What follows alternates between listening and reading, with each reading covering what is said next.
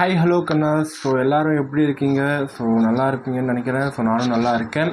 So நம்மளுடைய சேனலை நீங்கள் இப்போ தான் வந்து ஃபஸ்ட் டைமாக விசிட் பண்ணாலும் சரி, ஆல்ரெடி விசிட் பண்ணி சப்ஸ்கிரைப் பண்ணாமல் பார்த்துட்டு இருந்தீங்கன்னா கண்ணாஸ் மறக்காமல் கேட்குற ரெட் கலர் சப்ஸ்கிரைப் பண்ண கிளிக் பண்ணி சப்ஸ்கிரைப் பண்ணிங்க. அது மட்டும் இல்லாமல் கூட வரக்கூடிய அந்த பெல் சிம்பிளை கிளிக் பண்ணி ஆல்னு சொல்லி கொடுத்துங்க கண்ணா. சரி வாங்க நம்ம வீடியோக்குள்ளே போகலாம்.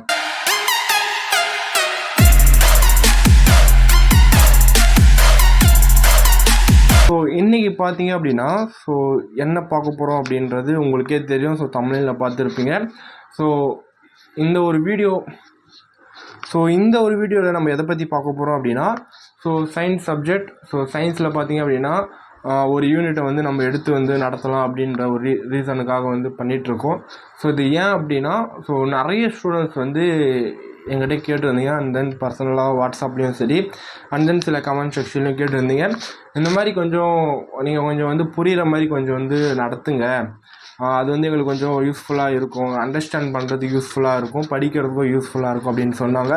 சரி நம்மளுக்கு தெரிஞ்சது நம்ம எந்த அளவுக்கு உங்களுக்கு புரிகிற மாதிரி வந்து எடுக்க முடியுமோ அப்படின்றது. ஸோ நான் இது வந்து ஒரு 2-3 மந்த்ஸாக நான் வந்து பண்ணலாமா வேணாமா அப்படின்ற யோசித்த ஒரு விஷயந்தான். சரி மேபி ட்ரை பண்ணுவோம், அது உங்களுக்கு எந்த அளவுக்கு வந்து அது ரீச் ஆகுது அப்படின்றது பொறுத்து. ஓகேங்களா? நான் வந்து உங்களுக்கு வந்து நடத்துகிறேன். ஸோ அது எதில் உங்களுக்கு புரியல, நான் நடத்துகிறதுல ஏதாவது வந்து புரியல அப்படின்றது இருந்துச்சுன்னா நீங்கள் கமெண்ட் செக்ஷனில் வந்து நீங்கள் மென்ஷன் பண்ணுங்கள். நான் ஏதாவது மாற்றி வந்து உங்களுக்கு நடத்த வந்து பார்க்குறேன்.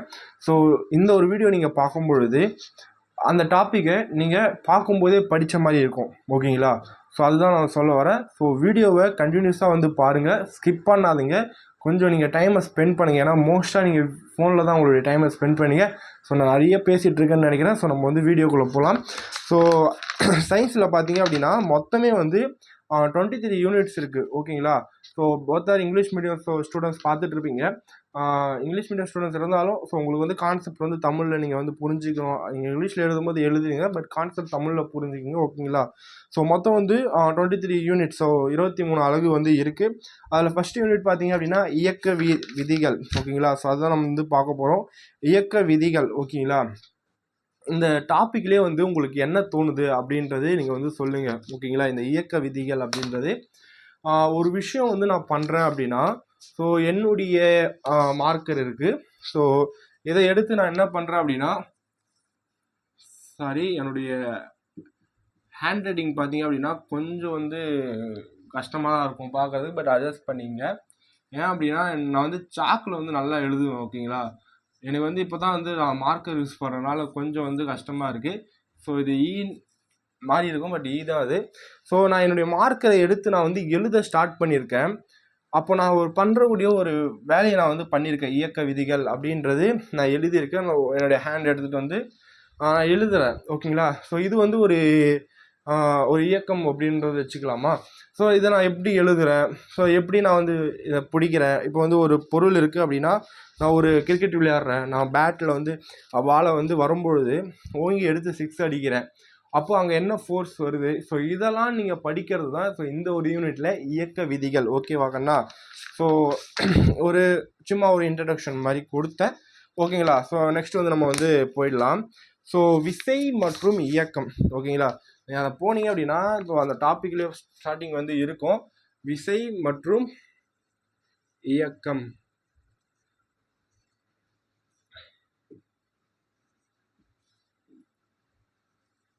மேபி நான் உங்களுக்கு வந்து ஸ்பீடாக போகிற மாதிரி இருந்துச்சு அப்படின்னா தெரியல, நான் கொஞ்சம் ஸ்பீடாக பேசுகிறேன்னா இல்லையா அப்படின்றது உங்களுக்கு எப்படி இருக்குன்னு பாருங்கள். ஓகேங்களா? நான் சொல்கிறேன், இசை மற்றும் இயக்கம்.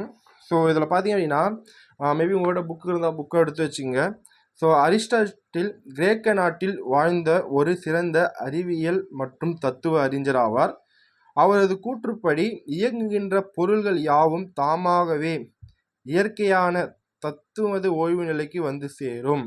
அதாவது இந்த ஃபர்ஸ்ட் பாயிண்ட்ல என்ன சொல்றாரு அப்படின்னா, ஒரு பொருள் வந்து இயங்கிட்டு இருக்கு அப்படின்னா அது தாமாவே ஒரு ஓய்வு நிலைக்கு வந்து வந்துடும் அப்படின்னு சொல்றாங்க. அந்த கான்செப்ட் உங்களுக்கு புரியலன்னா நான் சொல்றேன். ஃபார் எக்ஸாம்பிள் ஒரு மரம் வந்து இருக்குன்னு வச்சுங்களேன். இப்போ மரத்துல ஒரு ஆப்பிள் இருக்கு. இந்த ஒரு ஆப்பிள் வந்து என்ன ஆகுது, பழுத்து கீழே வந்து விழுந்துருது. அப்போது அது வந்து ஒரு தாமாகவே வந்து அது வந்து ஓய்வு நிலைக்கு வந்து வந்துடும். ஓகேங்களா, அதை தான் வந்து சொல்கிறாரு. ஓகேங்களா, அதுக்கு இன்னொரு நம்ம இது பார்த்தா அப்படின்னா, ஃபார் எக்ஸாம்பிள் நம்ம கிரிக்கெட் விளையாடிட்டு இருக்கோம். ஸோ பாலை வந்து பவுலிங் பண்ணுறோம். பவுலிங் பண்ணும்பொழுது பால் வந்து பேட்டில் பட்டு திருப்பி அது வந்து நம்ம கொடுக்குற ஒரு ஃபோர்ஸில் திருப்பி அந்த திருப்பி வந்து அது என்ன ஆகிடும்னா ஒரு குறிப்பிட்ட லெவலில் வந்து ஸ்டாப் ஆகிடும். ஸோ அதை தான் வந்து சொல்கிறாங்க, இயங்குகின்ற பொருள்கள் யாவும் தாமாகவே இயற்கையான தத்துமது ஓய்வு நிலைக்கு வந்து சேரும் அப்படின்ற சொல்கிறார். அவற்றினை ஓய்வு நிலைக்கு கொண்டு வர புறவிசை எதுவும் தேவையில்லை என கூறினார். ஓகேங்களா, ஸோ இந்த கான்செப்ட் உங்களுக்கு புரியும் நான் நினைக்கிறேன். நான் பால் அடிக்கிறேன், பால் வந்து போடுறேன், ஸோ நான் பேட்டில் அடிக்கும் பொழுது ஒரு குறிப்பிட்ட 6 போதா 4 போதா அப்படின்ற சம்திங், ஸோ குறிப்பிட்ட தூரம் போய் எனக்கு வந்து என்ன ஆகிடும் அப்படின்னா, ஸோ அந்த ஒரு பால் வந்து ஒரு குறிப்பிட்ட தூரம் போய் ஸ்டாப் ஆகிடும். ஓகேங்களா, இந்த பாலை நான் ஸ்டாப் பண்ணுறதுக்கு எந்த விதமான எதுவுமே நான் வந்து பண்ண தேவையில்லை. ஏதாவது வந்து நான் அடிஷ்னலாக போய் தடுக்கிறதோ அதெல்லாம் பண்ண தேவையில்ல. ஒரு குறிப்பிட்ட டைமில் அதுவே வந்து ஸ்டாப் ஆகிடும் தான் சொல்கிறாரு. இதுக்கு எந்த வித புற விசையும் நம்ம கொடுக்க வேண்டிய அவசியம் இல்லை. ஓகேங்களா,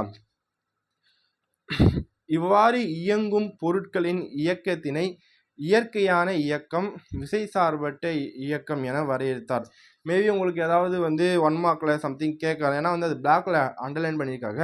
இதை தான் வந்து இயற்கையான இயக்கம் அல்லது விசை சார்பற்ற இயக்கம் என வரையறுத்தார். ஓகேங்களா, இப்போ இந்த கூற்று கொடுத்து சரியா தவறா அப்படின்ற கேட்கும்பொழுது ஸோ இந்த கான்செப்ட் உங்களுக்கு புரிஞ்சிச்சு அப்படின்னா ஸோ நீங்கள் வந்து எழுதிடலாம். ஓகேங்களா, ஸோ வீடியோ லென்த்தாக போகுதுன்னு நான் நினைக்கிறேன். ஸோ கொஞ்சம் வந்து நீங்கள் பாருங்கள், ஏன்னா உங்களுக்கு ரொம்ப வந்து யூஸ்ஃபுல்லாக இருக்கும். ஓகேங்களா, ஸோ அவ்வாறு இல்லாமல் இயங்கும் பொருட்களை ஓய்வு நிலைக்கு கொண்டு வர புறவிசை தேவைப்படும் எனில் அவ்வகை இயக்கத்தினை இயற்கைக்கு மாறான இயக்கம், விசை சார்பு இயக்கம் என வரையறுத்தார். ஓகேங்களா, இயற்கைக்கு மாறான இயக்கம், இப்போது ஒரு பொருள் வந்து மூவ் ஆகிட்டு இருக்கு, அந்த மூவ் ஆகக்கூடிய நான் ஆப்ஜெக்டை நான் வந்து தடுக்கிறேன், என்னுடைய ஃபோர்ஸை கொண்டு நான் தடுக்கிறேன் அப்படின்னா அது இயற்கைக்கு மாறான இயக்கம், அதாவது வந்து இயக்கம்னு சொல்கிறாங்க. விசை சார்பு இயக்கம் அப்படின்றது சொல்கிறாங்க. இப்போ ஃபார் எக்ஸாம்பிள் அதுக்கு நம்ம ஒரு எக்ஸாம்பிள் பார்ப்போம். இப்போது ட்ரெயின் இருக்குது. ஸோ ட்ரெயின் ட்ராக்கில் பார்த்தீங்க அப்படின்னா ட்ரெயின் வந்து போயிட்டுருக்கு. ஓகேங்களா, ஸோ ட்ரெயின் வந்து போயிட்டுருக்கு. ஸோ இப்போ வந்து இதுக்கு வந்து போயிட்டுருக்கு, பட் நான் இந்த ட்ரெயின் வந்து நான் ஸ்டாப் பண்ணணும். ஓகேங்களா, ஸ்டாப் பண்ணுறதுக்கு நான் என்ன பண்ணுறேன் அப்படின்னா சில மணல் மூட்டைலாம் நான் வந்து அடுக்கிறேன். ஓகேங்களா, அந்த தண்டவாளத்தில் மணல் மூட்டையெல்லாம் அடுக்கி ஸோ என்ன ஆகும் அப்படின்னா அந்த வரக்கூடிய அந்த ஸ்பீடில் அந்த ட்ரெயின் வந்து அந்த மணல் மூட்டையை மோதி ஒரு நின்றுடுமா, அதாவது அதோட ஸ்பீட் கம்மியாகுமா, கரெக்டா? ஸோ நான் என்ன பண்ணுறேன் அப்படின்னா ஒரு விசையில் இருக்கக்கூடிய ஒரு ரன் ஆகக்கூடிய ஒரு ஆப்ஜெக்டை நான் எக்ஸ்டர்னலாக ஏதோ ஒரு ஃபோர்ஸை கொடுத்து நான் வந்து நடத்துகிறேன், அதாவது வந்து நிறுத்துகிறேன். இப்போ வந்து ஒரு சம்திங் நான் மூட்டை சொன்னேன், மேபி எது வேணால் இருக்கலாம். இப்போ நானாக போய் நிறுத்துவேன், பட் நிறுத்த முடியாது. ஸோ சொல்கிறேன். ஸோ இதை தான் வந்து இயற்கைக்கு மாறான இயக்கம், அப்புறம் வந்து விசை சார்பு இயக்கம் என வரையறுக்கிறார். மேலும் இருவேறு நிறை கொண்ட பொருள்கள் சம உயரத்திலிருந்து விழும்போது அதிக நிறை கொண்ட பொருள் வெகு வேகமாக விழும் என்று உரைத்தார். இது உங்களுக்கே தெரியும், ஒன்றும் இல்லை. ஸோ நான் வந்து என்ன பண்ணுறேன் அப்படின்னா மாடியில் நின்றுட்டுருக்கேன். ஓகேங்களா, மாடியிலேருந்து நான் வந்து ஒரு கல் ஒன்று போடுறேன். ஃபார் எக்ஸாம்பிள் ஒரு பிளாஸ்டிக் பால் ஒன்று போடுறேன். ஓகேங்களா, இது லப்பர் பால் அண்ட் தென் இது வந்து பிளாஸ்டிக் பால், ரெண்டுமே வந்து ஒரே தூரத்தில் வந்து தரைக்கு வந்து விழுணும் அப்படின்னா எனக்கு பிளாஸ்டிக் பால் சீக்கிரமாக வந்து விழுமா இல்லை வந்து லப்பர் பால் வந்து சீக்கிரமாக விழுமா? நீங்களே நினச்சிருப்பீங்க லப்பர் பால் தான் வந்து விழும். ஸோ அதை தான் வந்து அவர் சொல்கிறாரு, நிறை எது அதிகமாக இருக்கும். ஸோ பிளாஸ்டிக் பாலோட அதோட வெயிட் வந்து லப்பர் பால் கொஞ்சம் அதிகம், ஸோ அது நிறை அதிகம், அதனால் அது வந்து சீக்கிரமாக வரும் அப்படின்றது சொல்கிறாரு. ஓகேங்களா, ஸோ இந்த ஒரு கான்செப்ட் வந்து உங்களுக்கு புரிஞ்சிட்ருக்கோம். ஓகேங்களா, அறிவியலாளர் கலீலியோ விசை, நிலைமை மற்றும் இயக்கம் பற்றி பற்றி விளக்கினார். அதாவது வந்து இந்த அறிவியலாளர் வந்து கலீலியோ விசை, நிலைமம் மற்றும் இயக்கம் பற்றி கீழ்கண்டவாறு விளக்கினார். ஸோ மேபி உங்களுக்கு கொஷினில் வந்து அறிவியலாளர் அரிஸ்டாட்டில் வந்து அதாவது வந்து அவர் கொடுத்த விளக்கம் எப்படி அப்படின்றது கேட்பாங்க. அது வந்து ஒரு 4 பாயிண்ட் வந்து கொடுத்துருக்காங்க. ஸோ 4 பாயிண்ட் என்ன அப்படின்றது நான் சொல்லிடுறேன். இயற்கையில் உள்ள புவிசார் பொருள்கள் யாவும் தத்துமது இயல்பான ஓய்வு நிலை அல்லது சீரான இயக்க நிலையில் தொடர்ந்து இருக்கும். ஓகேங்களா? ஸோ இயற்கையில் இருக்கக்கூடிய ஒரு விஷயம், அதாவது புவிசார் அப்படின்னு சொல்கிறாங்க. இப்போ வந்து மலை இருக்குது அப்படின்னா மலையில் இருக்கக்கூடிய கல் எல்லாமே வந்து ஒரு ஓய்வு நிலையில் அதோட இது இருக்குது, நம்ம எதுவும் வந்து பண்ண போகிறதில்ல. நெக்ஸ்ட் பாயிண்ட் வந்து புறவிசை ஏதும் செயல்படாத வரை பொருள்கள் யாவும் தத்துமது முந்தைய நிலையிலே தொடர்ந்து இருக்கும். ஸோ முன்னாடி வந்து பார்த்தது தான். ஸோ என்ன சொல்கிறாங்க அப்படின்னா, இப்போ வந்து ட்ரெயின் ஆப்ஜெக்ட் மூவ் ஆகிட்டே இருக்குது. ஸோ இந்த ஆப்ஜெக்ட் நான் வந்து நிப்பாட்டில் ஏதோ எக்ஸ்டர்னல் ஃபோர்ஸ் கொடுத்து பண்ணல அப்படின்னா, ஸோ அதோட முந்தைய நிலையிலே அது வந்து தொடர்ந்து இருக்கும் அப்படின்ட்டு வந்து சொல்கிறாங்க. ஓகேங்களா? மேபி வந்து ஏதாவது வந்து எக்ஸாம்பிள்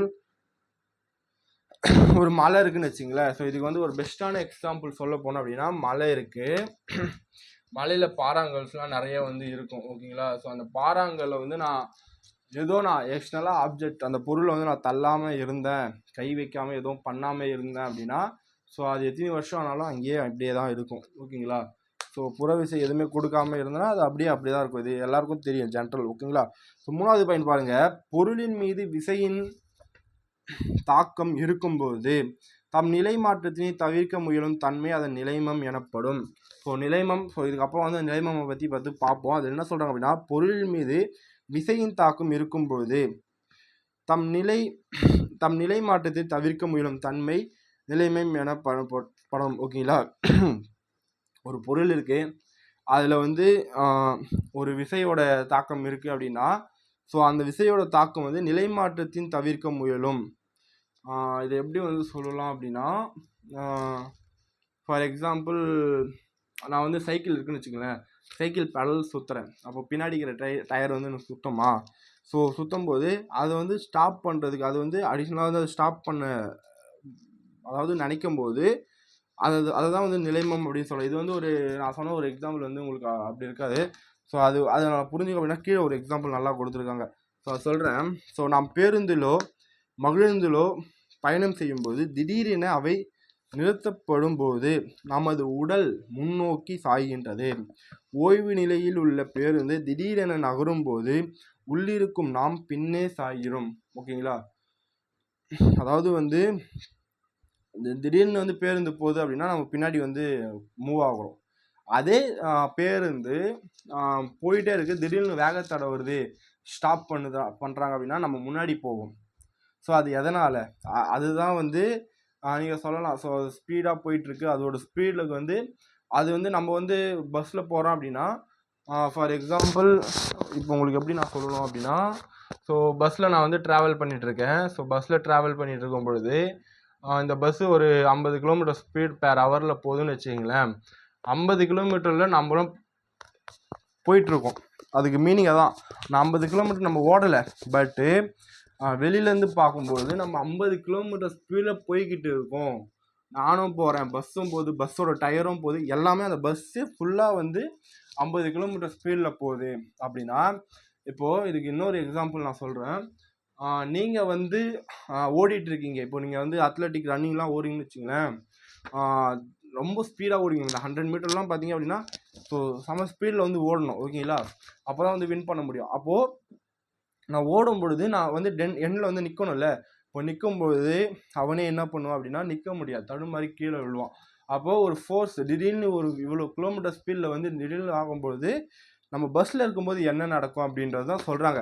அப்போ இதுக்கும் நிலைமமுக்கும் என்ன சம்மந்தம் அப்படின்றது தான் நீங்கள் வந்து கண்டிப்பாக நீங்கள் வந்து புரிஞ்சுக்கணும். ஸோ அதை தான் நான் வந்து கொஞ்சம் வந்து ஈஸியாக வந்து அண்டர்ஸ்டாண்ட் பண்ணுறேன், அதாவது புரிகிற மாதிரி சொல்கிறேன், நீங்கள் புரிஞ்சுக்கிங்க. ஓகேங்களா? ஸோ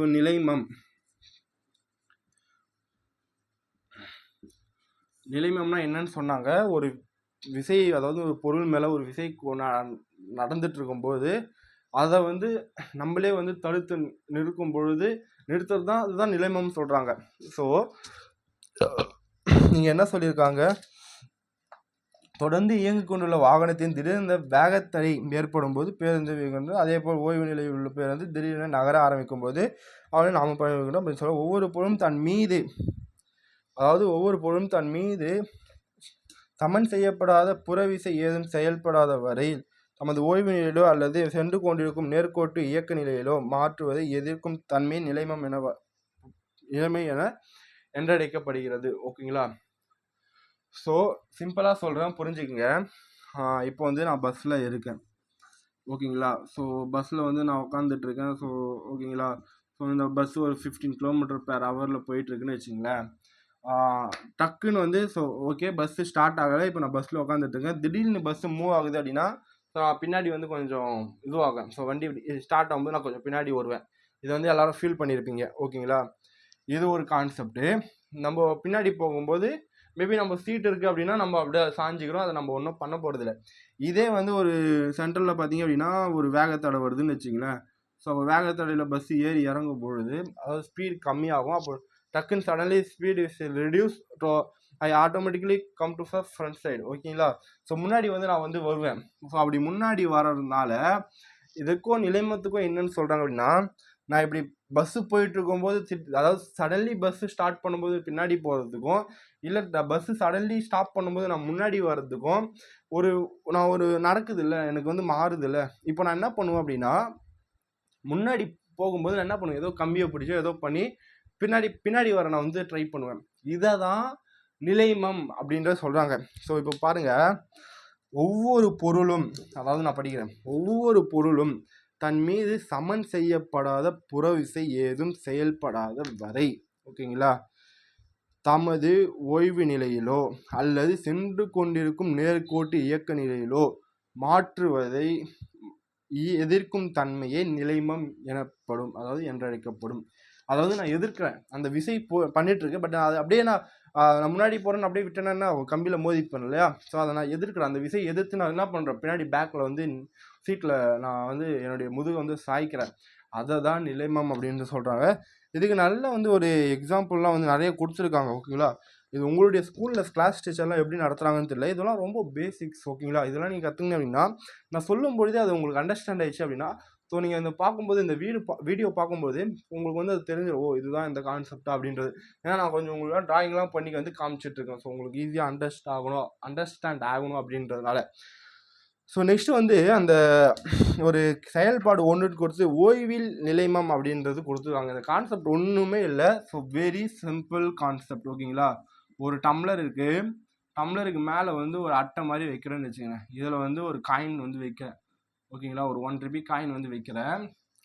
நான் என்ன பண்ணுறேன் அப்படின்னா, இந்த டம்ளரை நான் அட்டை இருக்குது பார்த்தீங்களா, திடீர்னு வந்து இங்கே எடுத்துடுறேன். மேபி அந்த அட்டையை வந்து பிடிச்சி இழுத்துடுறேன். அப்போ என்ன ஆகும், இந்த காயின் டக்குன்னு உள்ளே போகும். ஸோ இதை தான் வந்து ஓய்வில் நிலைமம் அப்படின்றது சொல்கிறாங்க. ஓகேங்களா? அதாவது அந்த பொருள் வந்து ஓய்வு நிலையில் இருக்குது, அந்த அட்டை மேலே ஓய்வு நிலையில், அதாவது வந்து தூங்கிட்டு இருக்கு. ஓய்வு நிலைன்னா அப்படி ஓகேங்களா? உங்களுக்கு புரியுற மாதிரி சொன்னால் எதுவும் இல்லாமல் தூங்கிட்டு இருக்கு. நான் டக்குன்னு அந்த இதை ரைஸ் பண்ண, அதாவது வந்து அந்த அட்டையை எடுக்கும் பொழுது அது என்ன ஆகும், அந்த காயின் வந்து கீழே வந்து மூவ் ஆகும். ஓகேங்களா? இதுதான் ஓய்வில் நிலைமம். ஓகேங்களா? நெக்ஸ்ட் பார்த்தீங்கன்னா நிலைமத்தின் வகைகள் அப்படின்றது சொல்லுவாங்க. ஸோ இதெல்லாம் வந்து உங்களுக்கு வந்து இந்த நிலைமம்ன்ற கொஷின் 2 மார்க்கில் கேட்பாங்க.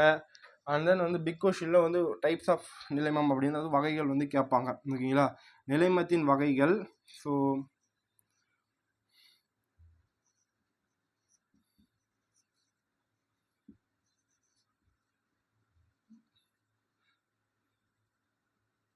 என்னுடைய ஹேண்ட் ரைட்டிங் கொஞ்சம் அப்படி தான் இருக்கும். மேபி உங்களோட வந்து பார்த்துங்க. ஃபஸ்ட்டு வந்து நான் ஓய்வில் நிலைமம். ஓய்வில் நிலைமத்துக்கு எடுத்துக்காட்டு அப்படின்னா நீங்கள் இதுவே அந்த டம்ளரே வந்து எழுதலாம். ஏன்னா அது உங்களுக்கு வந்து புக்கிலே கொடுத்துருக்காங்க. நீங்கள் அப்படியே இந்த ஓய்வு நிலைமம் டிஃபனேஷன் பண்ணிவிட்டு அதை அப்படியே என்ன பண்ணலாம் அப்படின்னா எக்ஸாம்பிள், அதாவது எடுத்துக்காட்டு அப்படின்றது மாதிரியே வந்து போட்டு வந்து நீங்கள் வந்து பேஜை வந்து ஃபில் பண்ணலாம். ஓகேங்களா? அது ரிலேட்டடாக. ஓகேங்களா?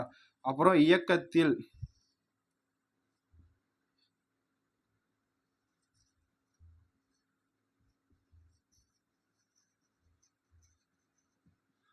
இயக்கத்தில் நிலைமம். நெக்ஸ்ட் வந்து திசையில் நிலைமம்.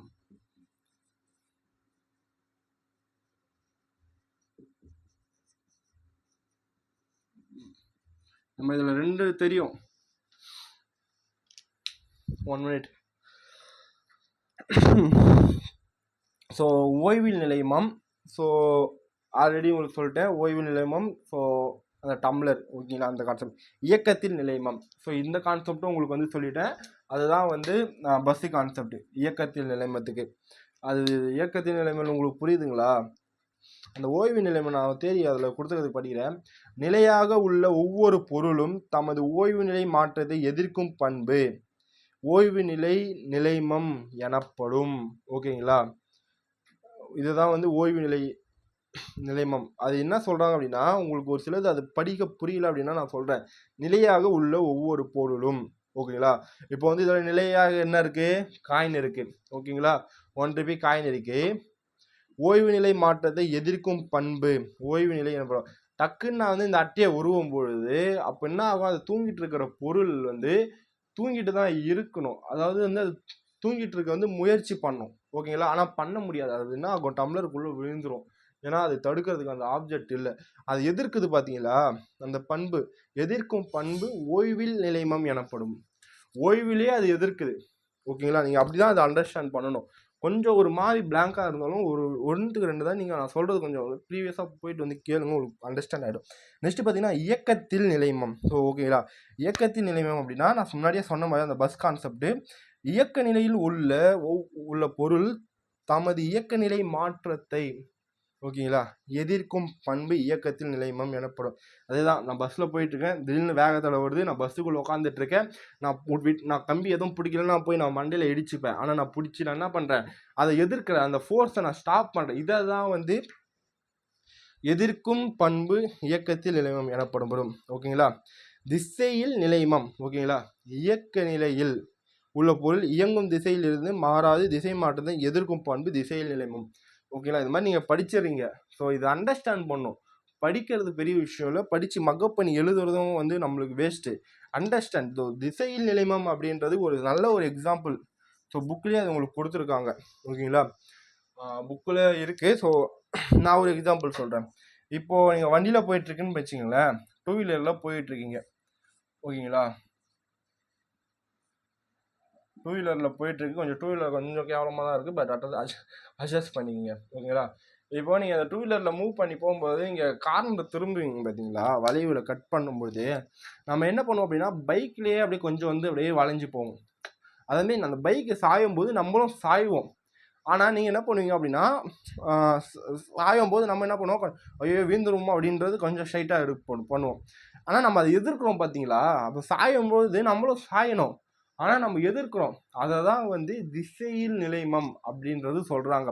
அதை எதிர்க்கிறதுக்கு தான் நிலைமம் அப்படின்றது சொல்கிறாங்க. ஓகேங்களா? நீங்கள் புரிஞ்சுக்கணும். ஓகேங்களா? மூவ் ஆகிட்டுருக்கு, நானும் அந்த வண்டி கூட ரோட் ரன் ஆகுது, வண்டி சாயும் போது நானும் சாயணும். நான் என்ன பண்ணுறேன், சாயாமல் கொஞ்சம் வந்து அப்படியே நேராக ஆகணும், எங்கே வீந்துருவோமோ அப்படின்றது. இதை தான் வந்து திசையில் நிலைமம் அப்படின்றது சொல்கிறாங்க. நிலைமத்திற்கான எடுத்துக்காட்டு அப்படின்றும் போட்டிருக்கு. ஓகேங்களா? ஸோ அது எக்ஸாம்பிள், நீளம் தாண்டுதல் போட்டியில் நீண்ட தூரம் தாண்டுவதற்காக தாம் தாண்டும் முன் சிறிது தூரம் ஓடுவதற்கான இயக்கத்திற்கான நிலைமம் அப்படின்ற சொல்லியிருக்காங்க. ஸோ ஓகேங்களா? நெக்ஸ்ட்டு பார்த்தீங்க அப்படின்னா, ஸோ உங்கள்கிட்ட இப்போ வந்து நம்ம என்ன பார்த்தோம் அப்படின்னா, விசைனா என்ன, இயக்கம்னா என்ன, நிலைமம்னா என்ன, நிலைமத்தின் வகைகள் யாவை அப்படின்றது நம்ம வந்து பார்த்துருக்கோம். நெக்ஸ்ட்டு பார்த்தீங்க அப்படின்னா நேர்கோட்டு உந்தம். ஸோ ஓகேங்களா?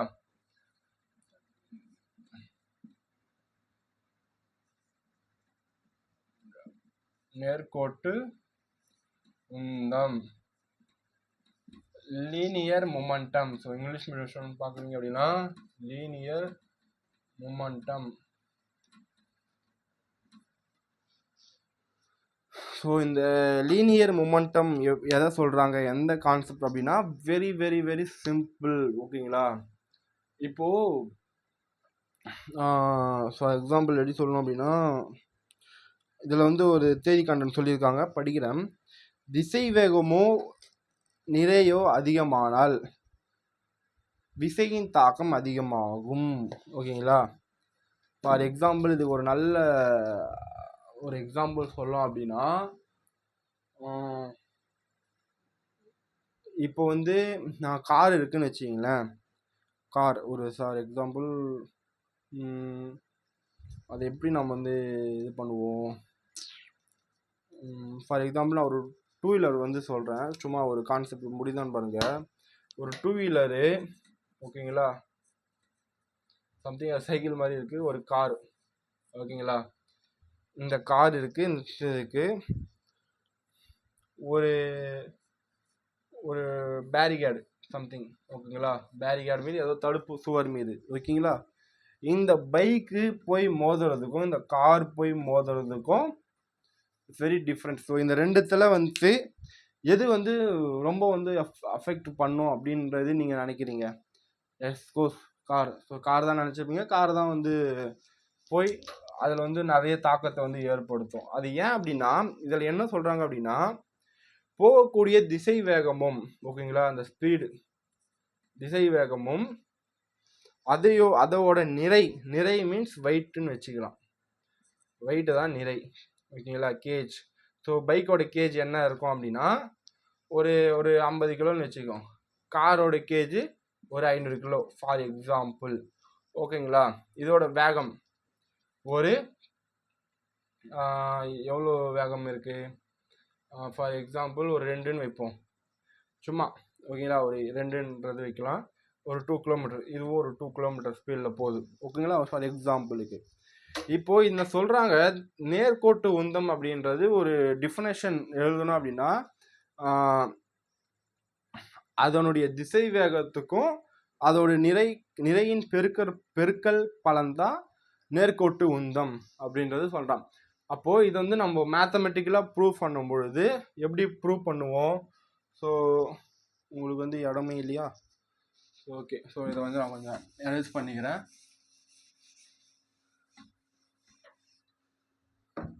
ஸோ இப்போ வந்து நான் சொல்கிறேன், ஓகேங்களா.